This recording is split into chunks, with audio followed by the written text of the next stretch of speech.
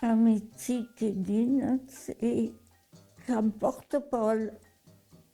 Sono stata curiosa, felice e vivevo in famiglia, una grande famiglia. No? C'era babbo e mamma, ma c'era mio zio, zii e aiutavano. Babbo lavorava a terra e mamma si occupava della casa, di mangiare, di tutto.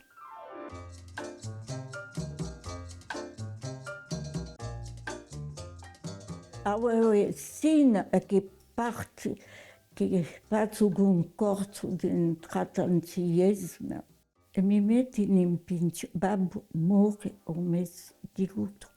È difficile parlare della morte di babbo, ma ho cambiato, sono passata da gioia a tristezza. Mi mettono in pensione dei sogni e mi trovo un desore, sono triste, tutto nero. Tu mica parlare anche vicini.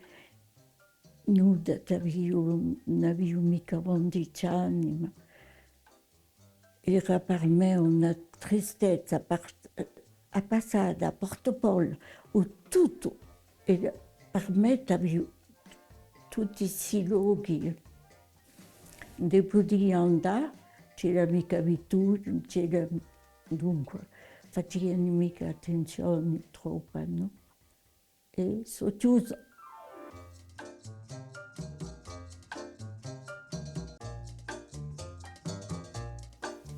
Ieri là io regretto, perché era una corsica di paesani, non c'era nient'altro.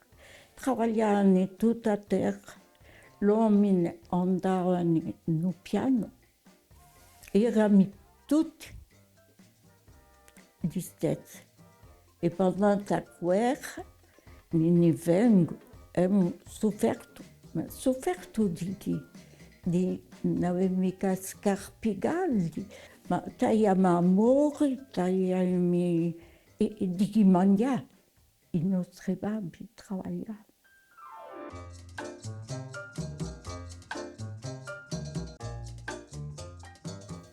Anche sul nostro paese non è più un paese, è una stazione turistica. Oui, mi piace a me, a Portopolo, ma ho scontrato Nimo.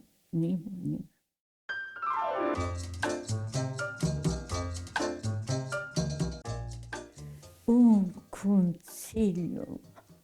Adesso è giovane, l'ho detto ai miei figlioli, l'ho detto ai miei bisfiglioli, che ne ho 4, di fare attenti a tutto. A me quel che mi fa paura è la droga. Non toccano la droga.